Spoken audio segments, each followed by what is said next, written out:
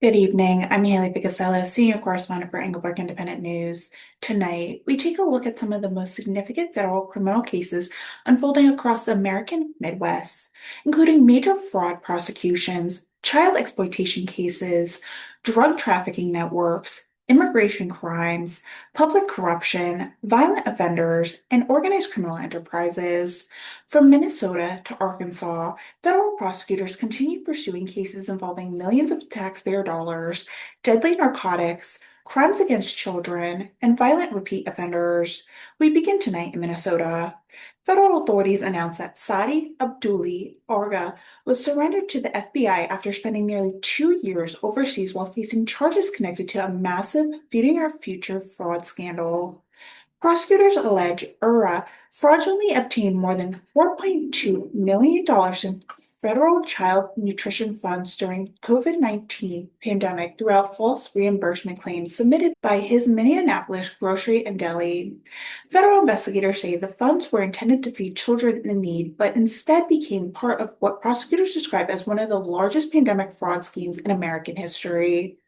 Meanwhile, convicted killer Vance Luther Bolter has pled guilty to the stalking and murder of former Minnesota House Speaker Melissa Hortman and her husband Mark Hortman, along with the attempted murder of State Senate John Hoffman and his family. Federal prosecutors say Bolter used interstate communication, GPS technology, and extensive planning to carry out those attacks. He now faces a maximum punishment allowed under federal law. Also in Minnesota, federal authorities indict 15 members and associates of the Direct Action Minnesota, or DAM, on charges including conspiracy to impede federal officers, interstate stalking, threats, assault on federal agents, and destruction of government property. Federal investigators allege the organization coordinated actions aimed to disrupt immigration enforcement operations throughout the Minneapolis area. In Green Bay, Wisconsin, 22-year-old William Waterstadt has been indicted on federal child exploitation charges. Investigators say Waterstadt used a fake Snapchat profile while pretending to be a teenager in order to target underage girls, some as young as 12 years old. Authorities allege he exchanged explicit images with numerous victims and engaged in sexual contact with multiple minors. On the Minneapolis Indian Reservation, Damian Peter was indicted for aggravated assault after allegedly causing serious bodily injury to another person. Federal prosecutors also announced a prison sentence to Louise Tucker and Naomi Ascott in a disturbing child neglect case involving an 8-month-old victim who suffered broken bones, burns, and extensive bruising.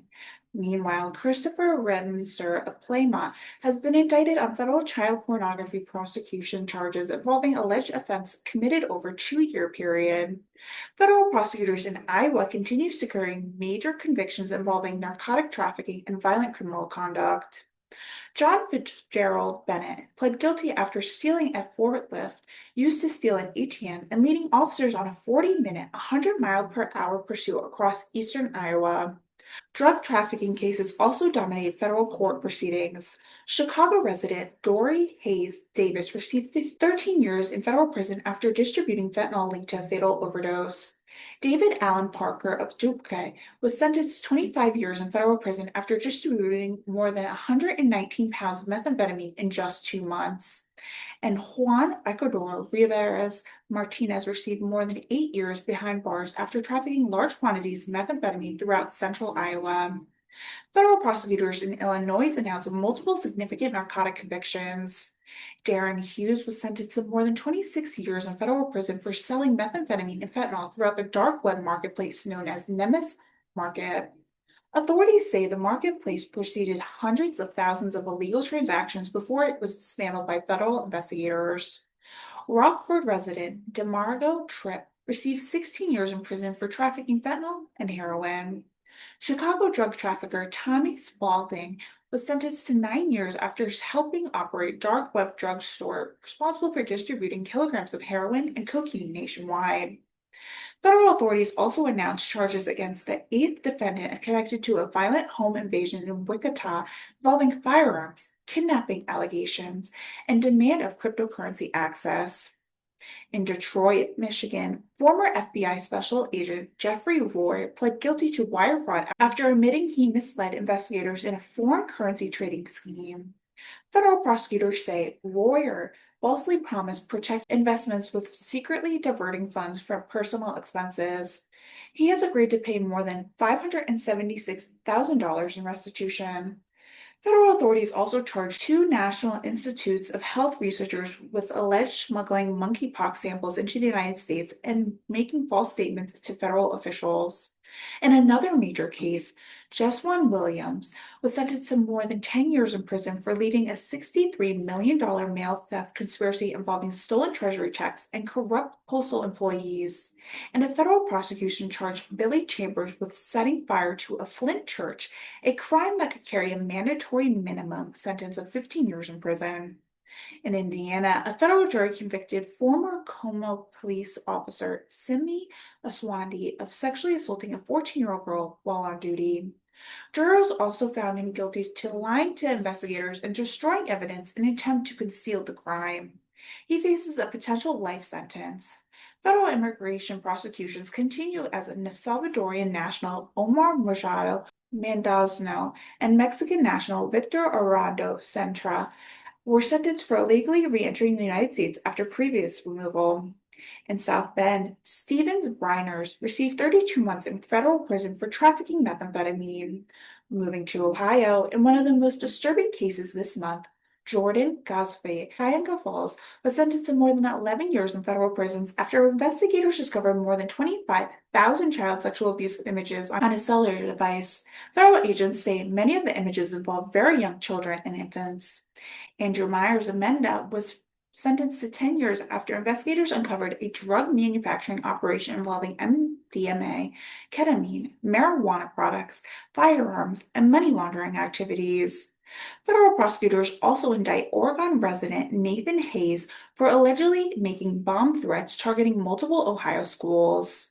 Meanwhile, Larry Crenshaw Warnox was sentenced to 12 years in prison for operating a fentanyl and methamphetamine pill manufacturing operation connected to home daycare.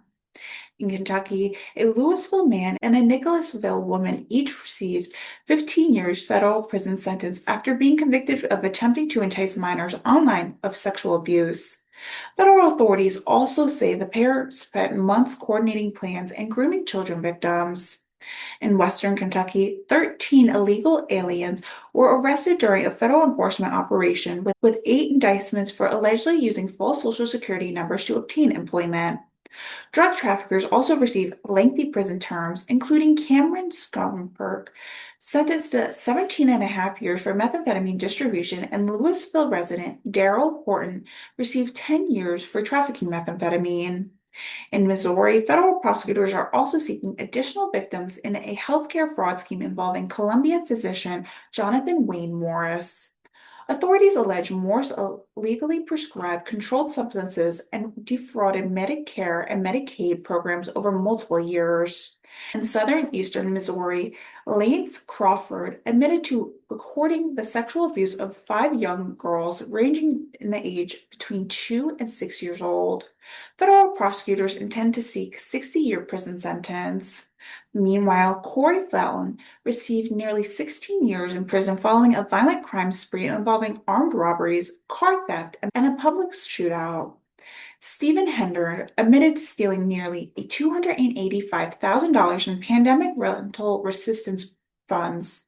A former circus executive, George Pace, was sentenced to prison after stealing more than $123,000 from a nonprofit organization. We conclude tonight in Arkansas. Former nonprofit executive Star Raina Jackson was sentenced to 4 years in federal prison after admitting she embezzled more than $1.7 million from American Indian Center of Arkansas. Federal prosecutors say Jackson diverted grant funds intended to assist vulnerable communities and instead used the money for personal expense. And finally, Freddie Nigel, a repeat violent offender from Memphis, received more than 17 years in federal prison after carrying out a series of armed bank robberies across Mississippi and Arkansas. Authorities say GPS tracking devices hidden in stolen cash ultimately led investigators directly to his arrest. From multi-million-dollar fraud schemes and child exploitation investigations to narcotic trafficking, public corruption, immigration crimes, and violent offenders, federal prosecutors throughout the Midwest continue pursuing some of the region's most serious criminal cases. As always, every defendant is presumed innocent until proven guilty in the court of law unless convicted or pled guilty. For Englebrook Independent News, I'm Haylee Ficuciello. Thank you for joining us for this federal crime report. Good night.